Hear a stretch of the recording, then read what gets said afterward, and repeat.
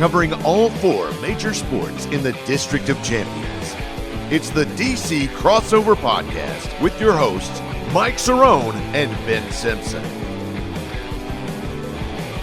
Hello and welcome to another episode of DC Crossover. I am Ben Simpson. That is Mike Cerrone. We are back. The boys are back. We took a little break. I mean, summertime. The Nats are the worst team in the league. Commander's season is just now kind of coming upon us as far as like first preseason game and that sort of thing. So football's almost back. Mike and I have been busy. I feel like I've been sick for like 4 weeks. I mean, I even right now I feel terrible. I swear, like I was Googling before the show. I was Googling like long COVID. I was like, is that what this is? I keep hearing people say long COVID. But long COVID. Yeah, apparently like it's a thing. I don't know if that's what I have. All I know is I feel like garbage. But we're going to get through this. And this is kind of a catch-up show. We got a couple things we want to talk about. I got some snacks that I want to rate and review that have been waiting for this episode. Picked them out on my weekly grocery trip, so we'll get to that in a little bit. But I wanted to start off, obviously, we're catching up here, and I know you, Mr. Cerrone, I saw some of the snaps or Insta stories or things like that. It looked like you were out in the wilderness last night. You were braving the elements. Yeah, so did your house get like blown away or something? Did you like? I don't understand why you would choose willingly to sleep outdoors. So before I get into that, it does feel like that your household has been sick. I mean, Lucy's sick, you're sick. I mean, it's just like it's just like working its way around. It's a nightmare. I'm living in a nightmare. And yeah, exactly. And that's the funny thing as well when we're looking at how we've taken we've probably done one show in about last 4 weeks. It's just because, like you said, like I have golf season starting for my team and stuff like that, and then we just have a bunch of different things going on, and we did a bunch of shows in the summer, but like you said, obviously the Nats, they're terrible, and then like nothing else was really going on, and we didn't want to like do a draft every single week because obviously the sole fact that we don't want to waste all of our draft ideas, but the sole fact that we've been busy and whatnot, and as you alluded to, so here's the thing. My dad ended up wanting to go do this like camping night, like day of fun or whatever. I guess my mom also wanted to. She kind of got roped into it, but then she kind of liked the idea because a day of fun. Yeah, they basically wanted to do it for my niece and nephew. Okay. All right. That's the main reason. That's the main reason. And my niece and nephew, they're in elementary school, so they really liked it. And whatnot. And it was a long day. Were you long at this night. campground like all day? So day of fun. So yeah, the day of fun. That's what we're gonna call it. It was actually in Winchester, and it's my uncle and aunt's one of their new properties they got. And there was a few, really big highlights. Like I got to ride an ATV for the first time, and different things like that. But the biggest thing that happened was, so my mom actually fractured her ankle. Holy crap! And she fractured her ankle. Did you run her over with the ATV? No. So here's day of fun. No good if you're breaking ankles. Were you on the basketball court? No. So cross her up. No, I didn't break her ankle. So that's the thing is we ended up we were all hanging out, and my parents kind of like brought like 2 canopies, and like they brought food and all that kind of stuff, and my uncle has a nice fire pit and whatnot. So right next to where the canopies are, my dad kind of like put the canopy leg inside the hole. So the sole fact that like no one would step in it, and then there was at one point I stepped in it first, right? And my ankle was like ankle intact. Yeah, it was intact. It kind of like stung a little bit, but I was like, all right, it's okay. It kind of freaked me out a little bit, and then like literally maybe 30 minutes later, my mom was like stepping around her chair, and then like my mom's she's not a big person. She's like 5 foot, right? 5'6", something like that, and like 110 pounds. And she literally stepped in there, and you're probably like, how come I didn't get her jeans? All of a sudden, yeah, exactly. And all of a sudden, I look over, and she's on the ground, and she just is in pain, and I'm like, oh my god. So that was it wasn't I'm not gonna say it's a highlight, but the interesting thing is you said like there were a couple of big highlights here, and then you immediately went with my mom broke her ankle. Well, that was the biggest thing that happened, and then that kind of ruined. That's a big to do. So did you have to take her to the Winchester Hospital? No, so we iced her up a little bit and stuff like that, and we kind of got her off her ankle for a while. And I think it kind of just ruined the weekend for herself because she was trying to have more fun and stuff like that, but then she was kind of hindered. You just did the hillbilly hospital, a little ice, Yep. a little like a warm blanket over her, and then you just like throw her in the corner and be like, it'll grow back, like the bones and stuff. So the thing about it is I was unfortunate, but at the same time, like looking at, we had some fun. Obviously, I love fire pits and stuff like that, and I just hung out there. Everyone else went to bed, and I was just hanging out by myself, pretty much just chilling there, watching TikTok and putting wood on the fire and just hanging out. And then what was the drink of choice during this fire watching? Well, I did, so I did mess up, and I wasn't paying attention when I bought it, and I ended up buying Devil's Backbone. I wanted to get the Orange Crush, but I ended up going with I don't know why, but because it's a totally different word and it's a totally different color. It's Grapefruit Smash. So it did taste good, but it wasn't even close to the Orange Crush. No. So I was a little disappointed in that. Grapefruit Smash. Gross. Yeah. And then like I said, it was nice and all, but the problem was that I got my own tent and I got in the sleeping bag, and at first I was like, man, this ground is pretty hard. Yeah, welcome to Earth. and I literally, I probably slept for 2 hours, and I just, like, my back and my neck were just on fire because literally it felt like I was sleeping on like a mountain. Like it was a flat ground, but the problem was it was so hard that like no matter where I turned, some part of my body was thriving in pain. Aren't you supposed to bring like a little like thing that rolls out and it like almost like a portable, mattress in a way where like you can get like but you just blow the ground. It's going with this. That's the thing. I'm not a camper, so I ended up and my uncle started laughing because he was like, you could have gone inside, and I was like, nope, I was not going to hear the end of it from my dad. Toughen the elements. My dad would probably sit there and call me names or whatever, and then basically say that I'm a loser for not sticking it out and everything like names that we can't say anymore in 2022. Yeah, probably. And I started laughing because I was like, you know what? I just sat there in pain and I just laid there, and then all of a sudden, it's miserable. The sun came up, and all of a sudden, I'm just like, man, now I got to take this stupid tent down. But it's like, that's the thing. So it wasn't a horrible experience by any means, but the sleeping part was just rough. But at the same time, it was a pretty good day. I'm glad that we got to see my aunt and uncle. It was a big day of fun. But that's the thing is, and the good thing was, it was mainly for my niece and nephew. But the funny thing about it was that talking about things that seem really fun, that kind of like you do them, and all of a sudden they are like, this isn't really that great. And camping's one of those, because everyone's like, oh man, you can go out there, you can roast some s'mores was actually a really big hit last night. Yes, that was a really big hit. Classic. You got s'mores, you got different things like that that seem really fun. But is anything worse than literally sleeping in a tent, and then you're on the hardest ground and on the planet, and then all of a sudden you wake up and you're like, man, I gotta take this tent down now. You got all these sticks, and the tent has dew all over it. It's terrible. It's like a terrible activity. There's a reason why we evolved as humans to love our soft beds and mattresses and things like that. It's because we're not our ancestors, Mike. We're not sleeping on the ground anymore in the wilderness. Camping is extremely overrated. The only way you're going to catch me camping is if I've got an actual camper, like those big trucks, and then it's got a bed in it, and I'm just sleeping in there. I'm not sleeping on the ground. There's no point. I'm not running from the police. I'm not I'm not trying to prove anything to anybody. I'm not Bear Grylls drinking my own pee. I mean, there's no real reason. I get it. Day of fun with the kids. So here's what you do. What you do is you set up a tent. Excuse me. I'm dying. You set up a tent in the backyard. You stick the kids in there, and you're like, all right, see ya.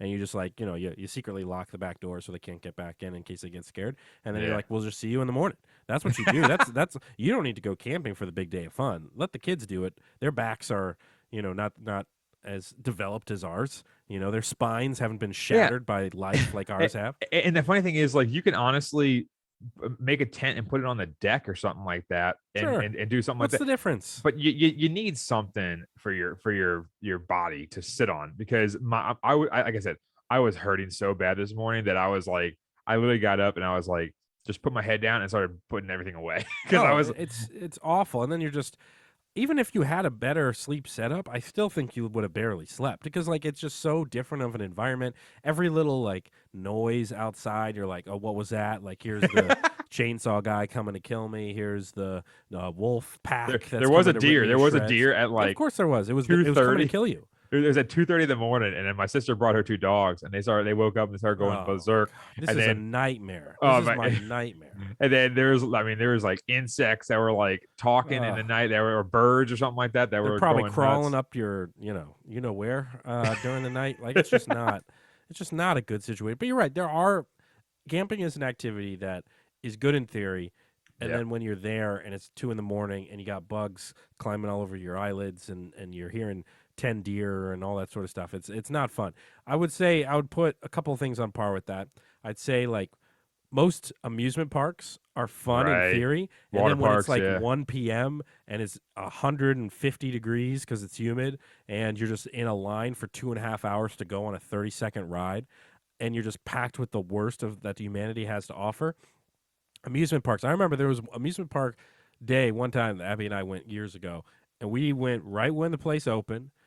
We did our thing, and we left by before noon. And we were in and out in 2-3 hours, hit up all the rides we wanted to do, and then we left. The people that are there as a family from 9 a.m. to 5 p.m. when the park's closing or something, you're just at the end of that day, and then you have to drive with all the other people and try to get out of the parking lots and all that stuff. You just want to jump off the highest roller coaster. It is a nightmare. I'd say amusement parks I'd put on that list. Yeah, I think another thing that I would talk about is going to the beach. Yeah, I think a lot 100%. of people love going to the beach and the thought of, oh yeah, I can go sit in the sand and just chill. But again, we've talked about it millions of times that I'm a total 2-hour and I'm out type person. It's yeah, okay, I can sit there and people Give me watch. A chair and a cooler and exactly and an umbrella, and that's all I need. Yeah. And but the problem is that for instance, if you're not literally on the beach, if you're not you can't see the sand from your condo or wherever you're staying, it's such a pain because then you got to wheel your stuff in there. Oh, you're dragging everything through the mud and the dirt and the gravel. You got to set it up, and then all of a sudden, everyone's looking at you because you're a Nubs umbrella digger, and then all of a sudden, you come your in mom's there breaking her ankles. And that's the problem is you see people that go there, and that's one of my favorite things is I always talk about, especially Ocean City, where the sand also is 1,000,000 degrees. I always like it when I look around and I look for things called deck umbrellas, the ones that are straight out, right? That'll literally flat. I always say that they got that at Sensations. It's the people who literally get and go to Sensations, keeping them in business, are the ones that literally get a boogie board that's styrofoam and it breaks, and you look at the trash can at the end of the day, and it's that's the funny thing is going to the beach. It just seems it's so much of a drag because if you're not a beach person, then it's you go to the beach, all of a sudden you're sweating immediately when you get there because the sand just is to walk from the parking lot you. to the beach, you're sweating because you have to walk 5 miles just to find a spot that's open because people get there at 3 a.m. and start setting up. Yeah, the sun's coming up and you got 500 people already set up with their tents. You're like, what are you guys doing? How did you guys do this? How did you get here this early? And it's funny when people actually sit there and they talk about going to the beach and they're like, man, I love the beach. I'll sit there all day and I have my cooler, I have my Frisbee, I have my baseball mitt. You're sweet. It's how throw a baseball anywhere in your backyard. You don't need to throw it on the beach, and then the ball ends up in the water and you lose it. And no, and then your kid's just throwing sand into his mouth, just guzzling it down, and you're just like, no, you can't do that. It's a nightmare. I'd say the beach is definitely there. Amusement parks are definitely there. Camping is definitely there on that list of the most overrated or the places that sound good. I mean, going to a Commanders game, driving all the way to FedEx Field, and then when you're stuck in 3-hour traffic, you go, man, we could have watched this on TV at home. Yeah, we could have done that. I'd say for my big thing is too with sports and baseball games, things like that. There are some people that you look at the weather for the day or something, and you're seeing 100% humidity and 99 degrees, and it's there's 162 games. You can skip this one. You don't need to go to this one. I mean, I understand if you got tickets ahead of time, like months in advance, and it's like it's kind of hard but go sell them or whatever. But like the people that are like, oh yeah, now's a great day to go see a baseball game, and you're just, I've been there. I'm sure you've been there where you've been there, and you're just sweating so much that eventually your body stops sweating because it's like so dehydrated, where it's just like you run out of sweat, and you're just like you're watching the Nats get spanked like 12-1, and you're just like, what am I doing here? Who am I supporting? Like, who is this for? Yeah, you know. And what about going to Costco on a weekend? Well, yeah. Like, me and Jess went to Costco. Geez, I don't know if it might have been last Sunday. I think it might have been something like that. And so I was just trying to cross the line. Like, there was a line for the self checkout, and I'm just trying to go through the line. And this guy thought I was cutting, and he just like zoomed up and blocked my way. And I'm like, dude, I'm just trying to get to the other aisle. And he's looking at me, just staring at me. He wasn't saying a word. And I'm just like, okay. And I said, I'll just go around you then. And I just went around. I'm like, you got to be kidding. It's insane. And then it's like, and the funny thing about Costco, nobody can drive in the parking lot.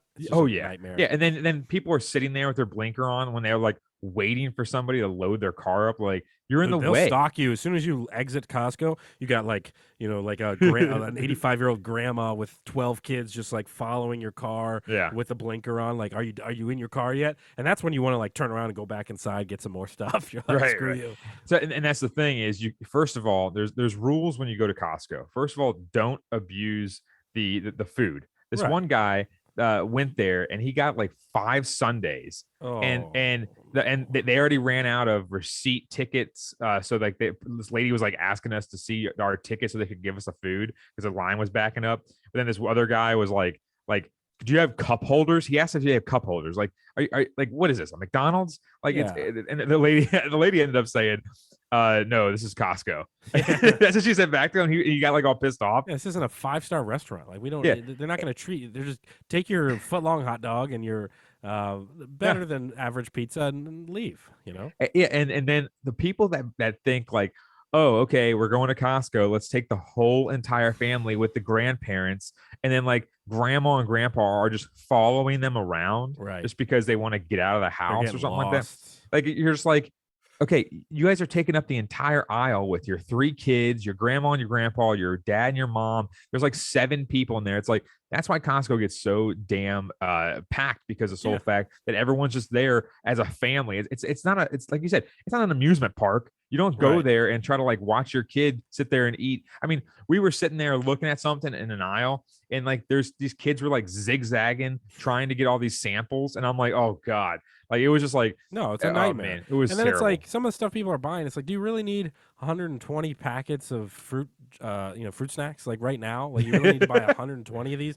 Because like, look, I get the appeal at Costco. You buy in bulk, it's cheaper, blah blah blah, and that makes sense a lot of times, especially when it comes to certain products. But then you're just like, hey man, I really don't think you need 50 bags of Utz right now. Like, I really think you'll be okay if you just buy a couple, and then you buy a couple in a few weeks. The double cart people, the people who bring 2 carts in there, and then they're pushing one and they're dragging another. It's like, all right, let's be honest here. Like, are you having a family barbecue for like 100 people? It's the worst. No, Costco on the weekend, I mean, yeah, and trying to find a parking spot in that lot is just impossible. Sounds great to get a $5 rotisserie, but for the weekend, it ain't worth it. No, weekend's not worth it.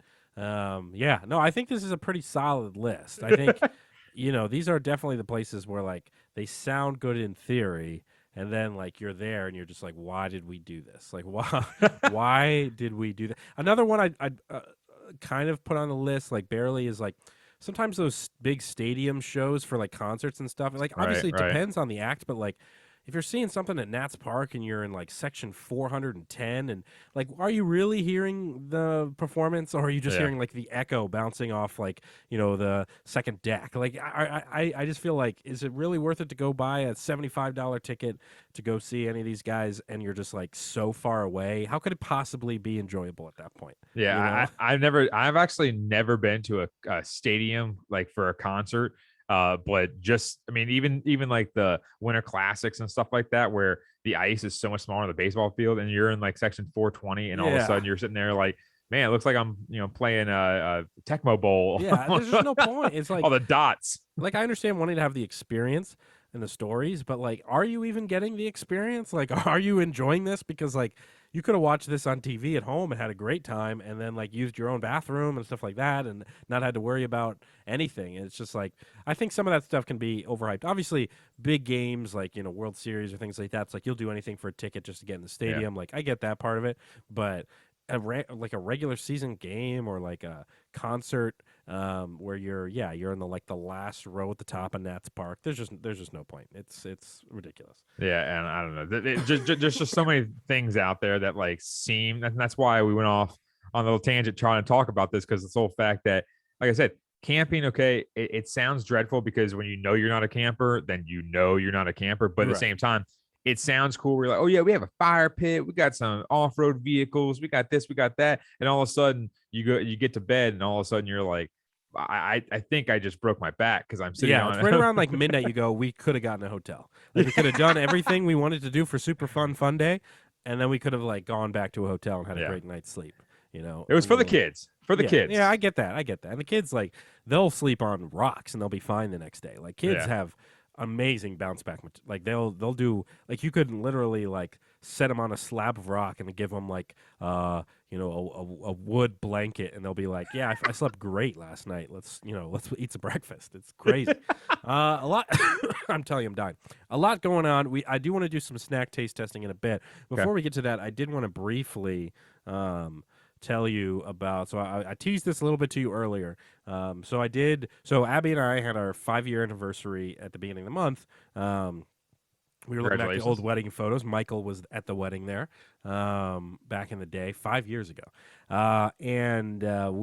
So to celebrate, we were going to get massages, which we've done quite a few times, and it's always been fine. It always works out well. Oh, we've had it on the show before. You've been talking about something on the show. Right. There was the notorious story of like me like sweating during the massage. That was rough. The Enya music. The Enya music. Gotta love the little pan flute. Today was a different experience than I've ever had.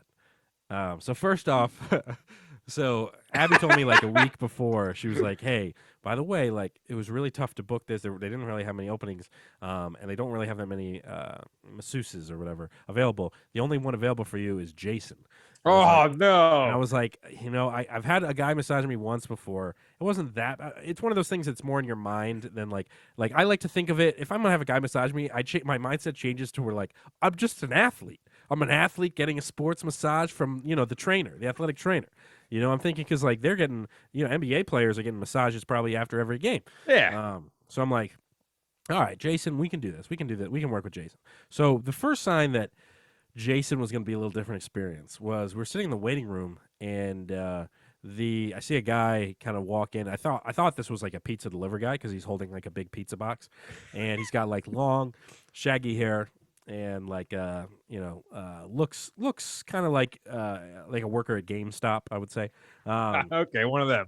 And he walks in, he hands the pizza to the front desk guy, and he like gives me a little wink or something, and then he walks into the back. I'm like, oh no, this guy works here. And Abby turns to me and goes, I think that's probably Jason. I was like, oh no, that's Jason. So of course, 5 seconds later, he opens the door and he's like, says my name. He's like, hey, I'm Jason. And I'm like, I know. And then we head back into the room. Hands a little greasy from Domino's. Yeah. It was mod pizza, and you could tell he had a little still some pepperoni on there.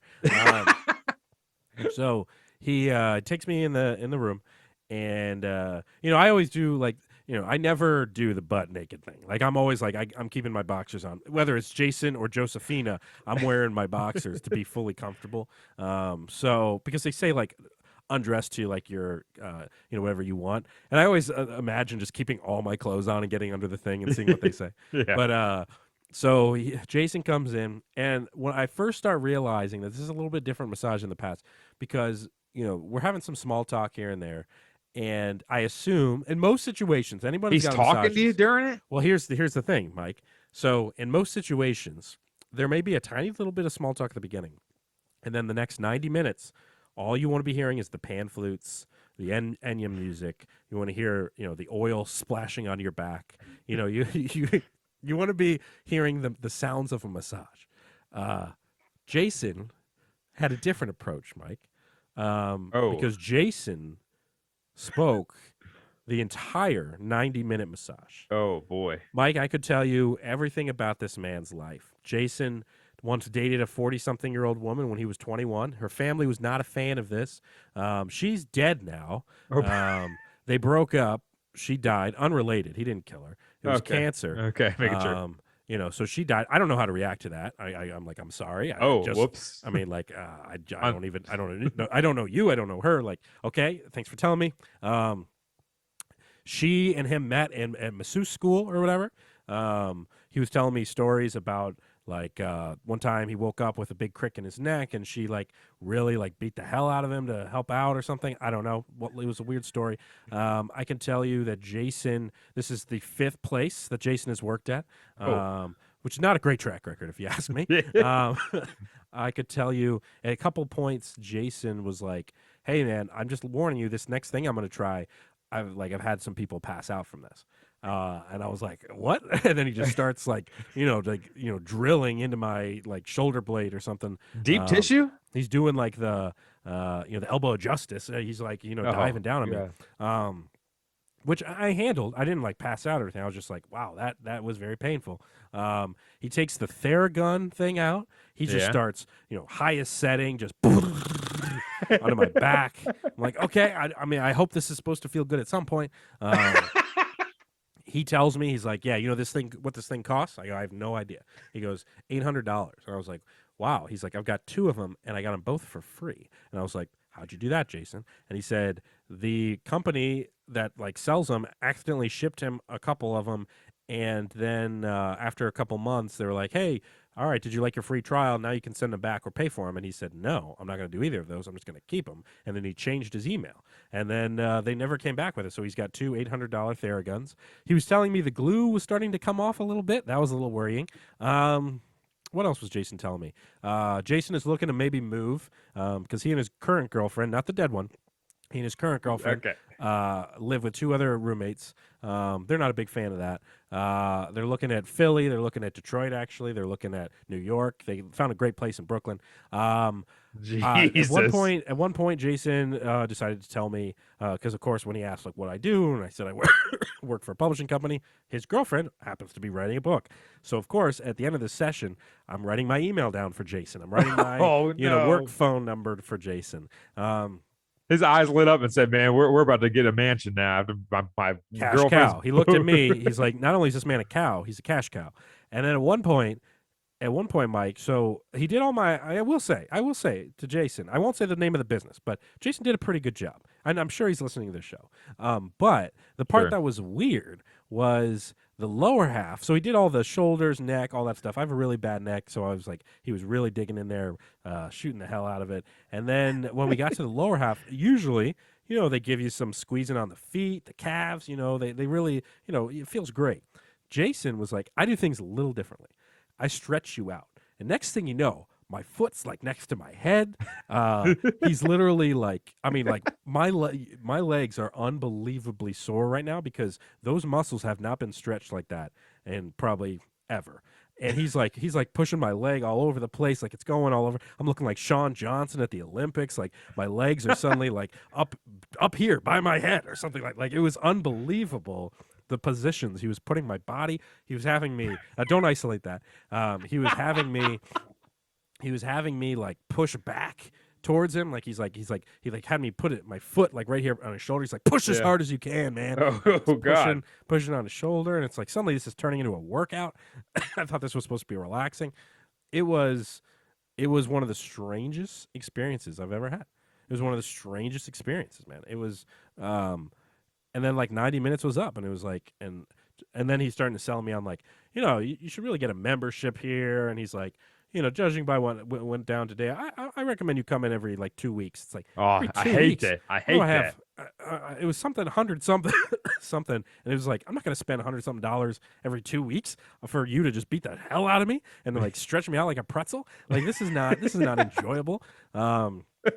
It was like I walked out of there and it was like I had like come out of like a coma. Like I literally, like Abby's like, are you okay? Now we did go to the sandwich shop in Vienna and got some sandwiches, so that was good. Touche. But meanwhile, Abby's across the hall. Oh, she had a great time. And Stephanie or whoever is massaging she's her. Like, my woman was a mute. She can't even talk. She can't even talk. She's got 5 arms. I mean, it was unbelievable. And meanwhile, Jason's just like shooting me in the head with the Theragun. He's like, me and my girlfriend are looking for a place in Philadelphia. And I'm just like, okay, I can't help you with that. I can't help you with that. Well, no music? No music today? No music, just the grunting. Grunting. And then, like, I'm a little stuffed up. So, like, when you're face down on the thing for that long, like, you're just like, I could barely breathe. I thought I was like, I'm going to die here on this table. He's like, he's moving my leg in places where I'm like, my kneecap is going to just slide right off.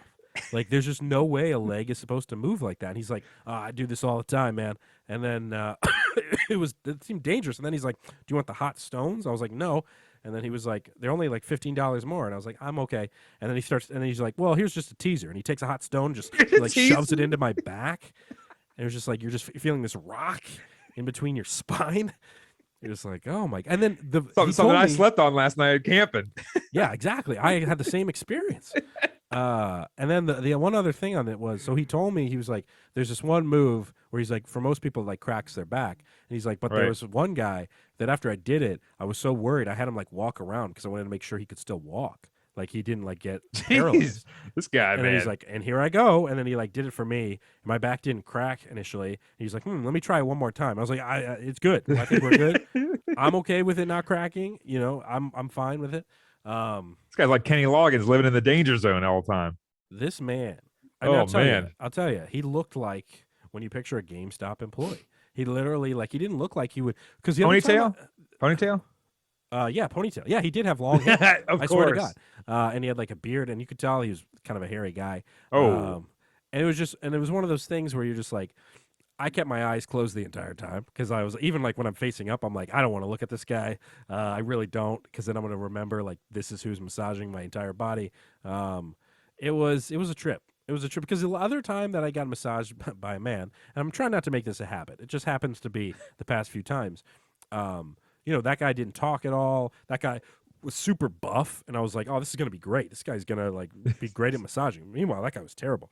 Jason, this little like spindly, like kind of that pizza boy, that skinny fat pizza boy from GameStop, he had the magic fingers. I will say he did a pretty good job. Because here's the thing, if he had talked the entire time and then given a bad massage, I would have been pissed. But he did a pretty good job, minus all the crazy stretches. He did a pretty good job.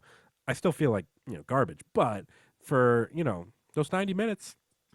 I think Jason and I had a real connection. I mean, you don't develop a connection with a man until like you're hearing about his dead ex while he's like rubbing oil onto your shoulder, and his junk is like 5 inches away from your face, and you're just like closing your eyes, like, please. Yeah, she died, but you want the stones?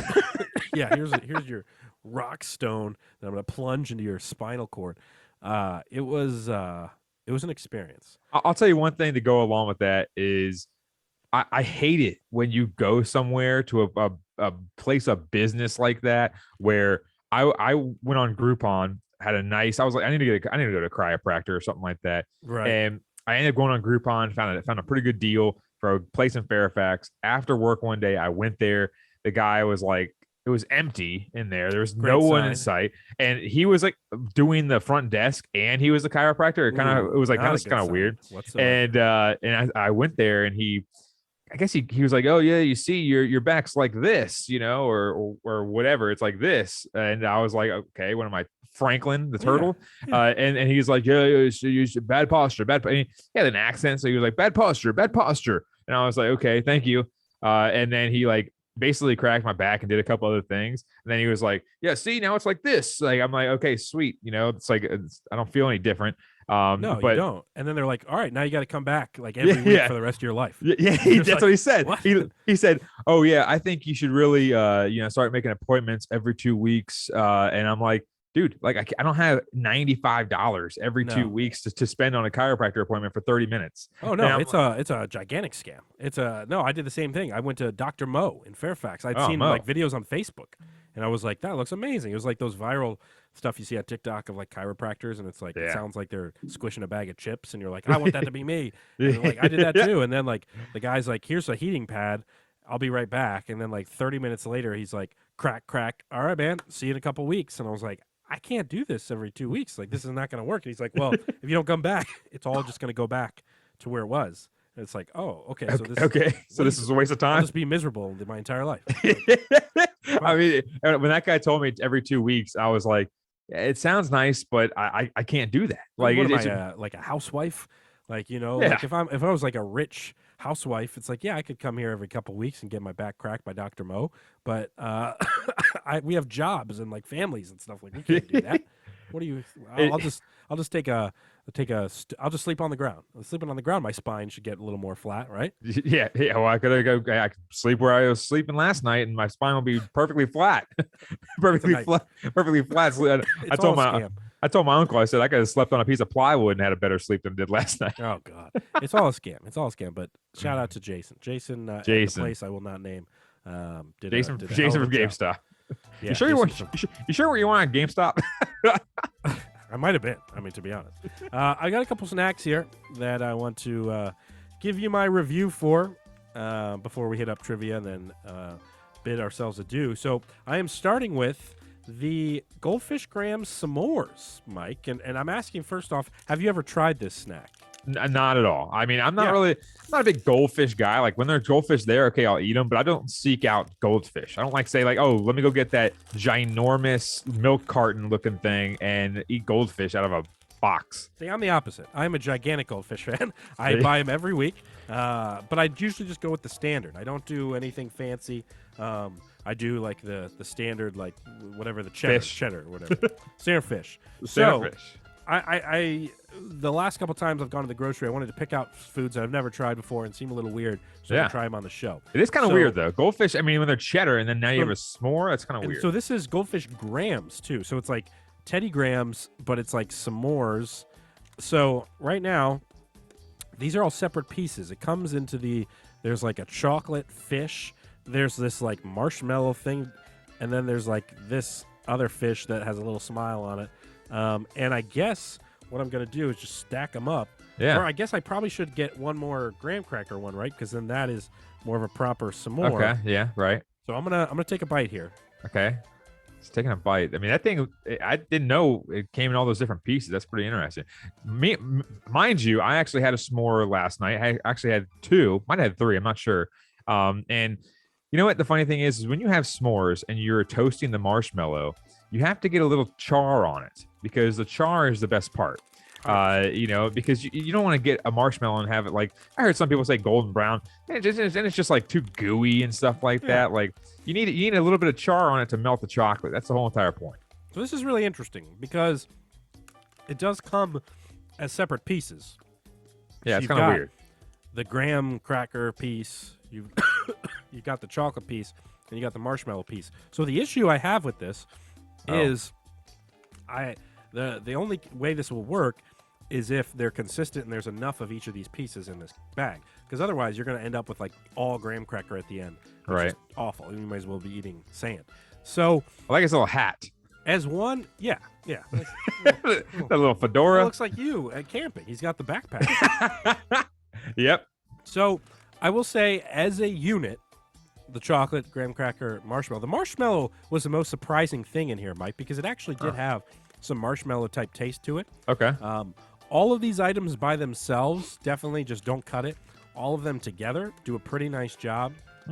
But like I said, the risk here is just not having enough of these pieces. So right. It's a wild card. I think if I'm going to go with our typical like scoring out of 5 type thing, I'm going to probably just go. I'll go solid 3. Solid 3 on this one. Okay. Again, this is you can go without this goldfish. You can go without it. The other snack I'm going to try here, Mike, that I was very excited for. We got Cheetos popcorn cheddar jalapeno flavor.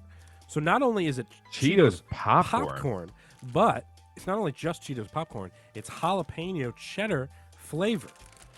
That's a lot of words. Have you ever had the Cheetos popcorn before?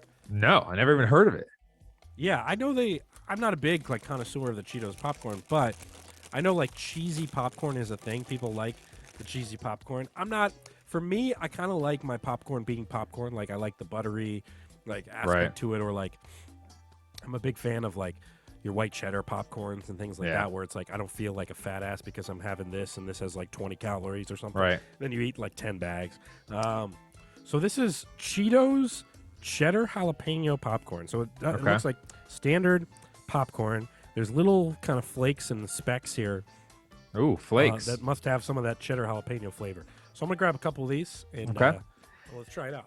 So I think the most underrated thing to put on popcorn is the ranch seasoning. Now, me and Jess had a bag of popcorn a handful of days ago, whatever, and I just put a lot of that ranch seasoning on there. And I was like, man, it tastes pretty good. I mean, it was so good to the point where like you had to like scrape the bottom of the bowl with the last few kernels to see if you can get some of that ranch seasoning to not be wasted.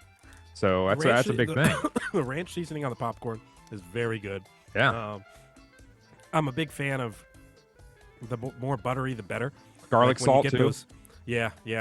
I like the boxes where it's like there's like butter, like extra butter. There's like ultimate butter. I like whatever's the butteriest. Ultimate butter.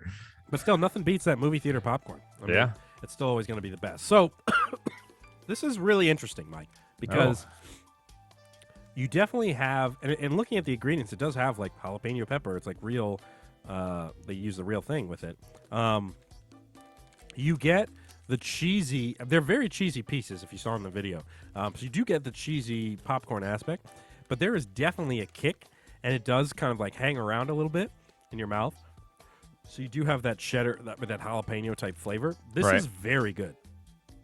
I would venture to say that this is probably like definitely not a 5. Nothing's a 5, but maybe like 4 1/4, like 4.25. 4.25. Okay. This is over a 4. I mean, this is the type of thing that I think I recommend you checking out at least the Cheetos popcorn and seeing what you think, because there's a lot of cheese coverage here.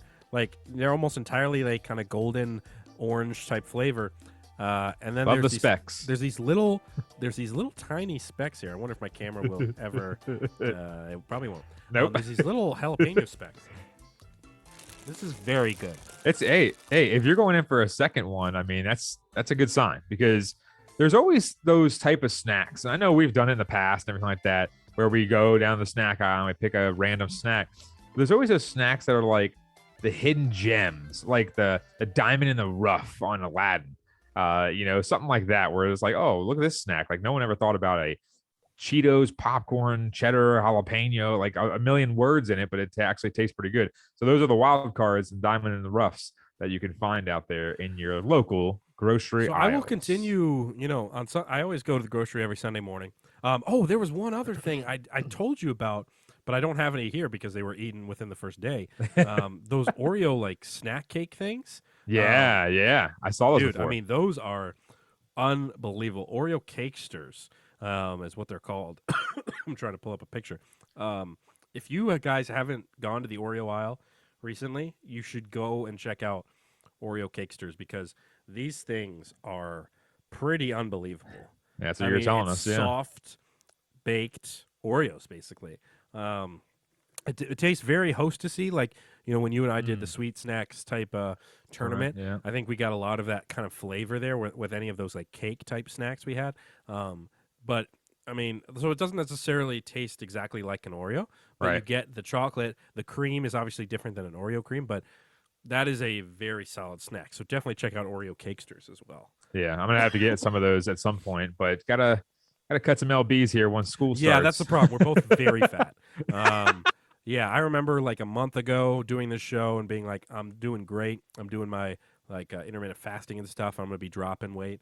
It's been because I've basically been sick for like 4 weeks, and it's so hard to diet when you're sick or exercise. Right. Yeah. It's like it's just been a nightmare. I mean, listen to me. So I've just been eating, just eating and eating. Oreo cakesters, just shoving them down my shirt. It's just like it's rough. It's rough. And meanwhile, you're sick, and you're like, okay, I need to have some chill time and whatnot. Obviously, you play a lot of video games, but then going right into this real quick as we can get our 2 cents on the Nats, and obviously Juan Soto, little sports, that whole entire ordeal, that was unfortunate because you were sick and you're still sick and you're still coughing up lungs. And now we are without our 23-year-old superstar. But we did get a good haul. And the problem is that the people that really look at this trade and think, oh, I don't know why you traded him. Look at the record. It's not like, and that's the thing about that's like the Angels trading Mike Trout. Now, obviously, Mike Trout is a little bit older, obviously, but you're looking at it and saying that these people out there that keep saying like, oh, I hate the trade. I cannot believe you would do this, and that. They don't understand baseball. And that's the whole entire thing that was last year when we traded Scherzer and Trey. And that's the biggest thing is when you're looking at trades like that happen, stuff like that happens in baseball. Now, obviously, people don't understand that, okay, yeah, prospects may not be, what you want to see in a trade. Like people would, I don't know why they were expecting like, oh, let's trade Soto for, I don't know, whoever you could find, Manny Machado or something like that. Like, because people want to see name brand people. Like they want to see the actual players that they actually know. It's tough to sell them on the prospects. Yeah. And that's the biggest thing is, to me, it kind of irritates me when I saw that. And obviously, like I said, we've been busy and whatnot, so we didn't get a chance to talk about it. But my whole entire thing about it was for people like me and you that watch this team on a regular basis for the most part, or follow them on a regular basis, know the innards of them on a regular basis. I just think that when people go out there and they see Juan Soto be one of the lone bright spots of this team, and they see this team struggle so mightily, they just don't see what the writing on the wall is, which is this team's going nowhere. Right. Juan Soto has the most value in his entire career right now. Just won a home run derby, was an all-star, is 23 years old, still under contract for 3 years, basically 2.5, I guess you could say, or 3 postseasons, I should say. And you can get a load of people in this deal that are highly recruited. And that's the biggest thing is we're looking at it, and me and you have talked about it, that people don't understand farm systems. I've had to explain it to a couple of buddies of mine. Like they're always like, man, this is so stupid. This is typical Nats. And I'm like, you guys don't even watch them on a daily basis. You don't even follow them. You just know, oh, Juan Soto's so great. And you see all the jerseys at Dick's Sporting Goods. So it's just, to me, I just don't understand those people because they don't understand themselves and they don't understand what goes into a thing like this. And for people to sit there and just rip, Mike Rizzo a new one is kind of despicable in my opinion. Not a real fan if you see that. I think you're right because I think look, he can still be sad. Obviously, Juan Soto was a big part of that World Series run. Exactly. He's been a bright spot on this team, especially when these other guys have left, like Rendon and Harper and all these guys. It's been, Juan Soto has been the guy the entire time. Yep.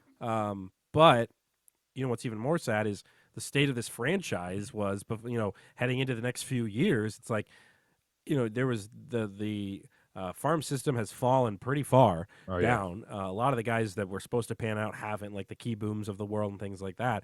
This was a bottom 10 farm system in baseball. I don't even give him that much credit. Yeah, right. If that, probably bottom 5. You do this move, suddenly this is a top 10 farm system because you've got a guy, young talent in C.J. Abrams. You've got Mackenzie Gore, who's a stud. You've got Robert Hassel III, who we may not see for a season or two, but he's supposed to be an absolute stud. James Wood is up there as a possible, solid piece. You've got Brady House as well, like coming to the system. Sazuna and all that. Yeah. Or how do you pronounce his last name? Yeah. The 18-year-old. yeah, Arlen Sasuna. So, you've got some pieces here now that you can look at that. I know it's really tough to sell somebody on 3 years from now. As a Tigers fan as well, this is what I've been dealing with for the last 5 years, and this rebuild hasn't panned out for Detroit. So there are horror stories with this. It doesn't always work, especially if your farm system is top-heavy, like Detroit was. But in a lot of cases, it can't. I mean, look at the Astros. Look at some of these other teams, the Cubs, that were able to find success and win World Series by building through the farm system and then finding some other pieces along the way. Yeah. This is a really solid group, really solid core to come up with that potentially, especially if they, the Nats still have money here. A couple years from now, they could be big spenders in free agency, and next thing you know, this is a playoff team again. So it sucks to lose Juan Soto. He's a face of the franchise, but at the end of the day, he's gone now, and now you're almost better off in a way because of how the farm system looks now. Right, and I think I was thinking about it the other day. Picture this. Learners sell. They sell it to an owner that wants to spend cash. Now, it might not be Steinbrenner cash or something of that nature, but they're going to spend cash. Okay. A lot more cash than the Learners did as a ownership group as a whole. So you look at it this way: they sell the team, bring in a cash spending owner. All of a sudden, 3 years from now, we have, say, 2 of the 5 main prospects pan out. Right. Okay. This team goes back to like a 500 ball club or something like that. Juan Soto becomes a free agent. Yeah, it's definitely a possibility. I haven't heard anybody talk about this. Right. If there's an owner out there that literally says, I will pay him that money, bring him home. Yeah. You bring him back here as a 25-year-old, 26-year-old, something like that nature, with all these prospects, you're going to have a great team again. Not to mention, Patrick Corbin's contract comes off the books. Mm-hmm. Strasburg is getting to the end of his contract at that time. So you see all this cash being freed up, all these guys still under contract, because those guys are going to be under contract until they're like 26 years old. Right. Okay. So that's the biggest thing, is most of those guys are 18, 19, 20 years old. We got Brady House. We got different guys in the farm system as well. But if say somehow we have like 6 prospects, like 6 main prospects, and say 2 to 3 of them pan out, that's all you need, really. I mean, if you have 2 to 3 pan out of 6, 50% is not that bad. And it's actually a pretty good spot, because when you have CJ Abrams come in and he might move to third base, something like that, or Brady House might move to third base, or whatever it may be, you still got Luis Garcia. You still got Josiah Gray from last year, Keibert Ruiz. So you still got guys that are going to be staples for this team for the next 5 years. And that's the biggest thing that people don't understand, is we're not completely out of the Juan Soto sweepstakes. We just gave him away to rebuild the franchise, rebuild the farm system. And now all of a sudden, which I'm kind of laughing at, I haven't heard a single person on radio, podcasts, Instagram, TikToks, anything like that mention that once they sell the team, which is inevitable at this point. Yeah. Once they sell the team, whichever owner comes in there can pay that money, because they're also thinking about, this team now is in a rebuild mode. I'm going to come in, swoop in, and try to make this team a winner again and get in the good gracious of, because obviously right now the learners aren't in the best interest right now of the fans. So if you bring an owner in and then he starts, hammering away and making this team a winner again, everyone's going to love that owner. Yeah. And if they spend money on Juan Soto or something like that, think about that. You got CJ Abrams, you got maybe Brady House, you got James Wood, you got Keibert Ruiz, you got all these guys, and then you bring in a Juan Soto. I mean, that right there, that's a perennial playoff team, if not a division winning team. And you can go right back to what they were doing in 2012 and beyond. And that's my biggest thing, is people need to calm down, pump the brakes a little bit, and just be patient, because when it comes to 2025, when Juan Soto is a free agent, we're not out of the running just yet. The first step is getting the right owner to come into this organization and spend some cash. And I get the trepidation around it, because this team is just so different than where they were when they won the World Series 3 years ago. Like, it is a completely different group. A lot of the names in this lineup are unrecognizable. Like, I get it. I get it from a fan perspective, to be like it's like you win the World Series and then we've just been on a free fall downward since that World Series win. It's been a disaster.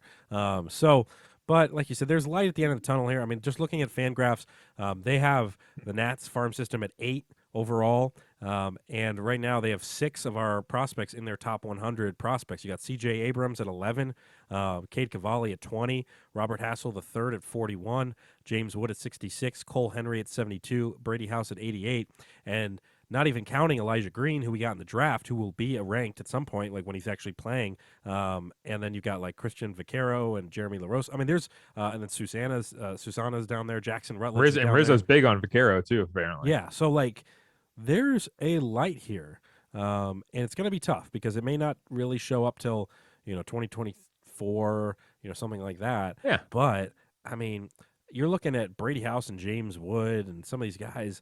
They could make that impact. They could be those guys. Is it guaranteed? No, but there's, as a Nats fan, you can have something to look forward to, somewhat. But I get it. It's so tough you win a title and then suddenly you're the worst team in the league 3 years later. Right.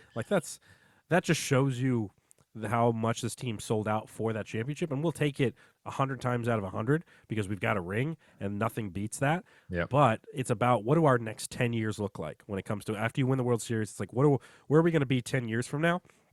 And the last few years have been so bad, but I think we are in a place where, 8 years removed from the World Series, or 9 years removed from the World Series, we will be back, hopefully, in the mix again, and that's all you can ask from this franchise. So. Right, and that's the biggest thing is, like I said about the ownership coming in. I mean, that's what's going to tell. I mean, have the tail of tape right there for how this next rebuild is going to go, because of the sole fact that in baseball it's completely different, and that's why I'm a little worried. Also, is that with DC fans, when you come into a Nats organization like this, and everyone was on the high of the World Series, pretty much a decade, I would say, of success and optimism and hope. And then all of a sudden, you have one or a couple, I should say, times where you're sellers, and then all of a sudden, look at the Wizards. They've been terrible for years, stuff like that, and people still like the Wizards. And then the Caps is what I'm worried about the most is. Right. The success with the Caps, and they have the salary cap, and it's not that easy to rebuild a team, because in baseball all you do is spend cash. That's why the Dodgers are so good all the time. Mm-hmm. So the Red Sox and the Yankees and blah blah blah blah blah. The problem is, though, is you look at the Caps. Once Nick Backstrom might not even play ever again, supposedly to his injury. We'll get to that obviously when the season starts, but you're looking at Alex Ovechkin. You're looking at players like that. Okay, once they're gone, and we don't have one of the best, if not the best, goal scorer. Desert. What do you think is going to happen? You think people are going to revolt and say, like, "Oh, Ted Leonsis sucks as an owner"? Right, that's the thing is, this is a front-running town. People don't show up if you suck, no, and that's the really thing. Don't. We've seen that with Wizards. We've seen that with the football team, whatever name they are at the time, and it's just going to be a whirlwind to see when all these other teams start to be rebuilding like the Nats. Because right now it's like, I love the Nats. I mean, and like me and you are, like we like I said, we follow the team, this and that, yada yada yada. But the problem is that people just aren't reasonable when your team is supposedly, rebuilding / tanking or whatever you want to say. Not to mention, we have the worst. We might have a great pick coming next year as well, because we have a terrible record. So this year. I mean, that's how it is. Top 5 pick, yeah. No, you're right. I think it's like we got to just ride this out. And the true diehard fans it will pay off. It will pay off eventually. Before I die here, let's finish up with a little trivia question as we enter Mike's Trivia Corner. As you can play at home, the fans, because I will likely get the question wrong, but you may get the question right. So let's dive into this trivia. All righty. So the DC crossover trivia question of the week: what Redskins quarterback threw for just 41 yards in a January 2006 playoff win over the Tampa Bay Buccaneers? What Redskins quarterback threw for just 41 yards in a 2006 January playoff win over the Tampa Bay Buccaneers? So I was 14 years old? Yeah, 14. Feels like we played the Bucs or the Seahawks. Was this a Rex Grossman outing? Was this Rex Grossman? Sexy Rexy? I don't believe Rex Grossman was on the team at that point. I think it was later, right? I think it was a little bit later. I think it was like 2008 or 2009 or something like that. Right. That sounds more right. It's Mark Brunell, though. Is it? No, this was. Again, I know nothing about Redskins history. It was not McNabb. He came later. He was with the Shanahans. Patrick Ramsey is my guess. You already said the word. It's Mark Brunell. Oh, it was Mark Brunell. Yeah. Oh, okay. The lefty.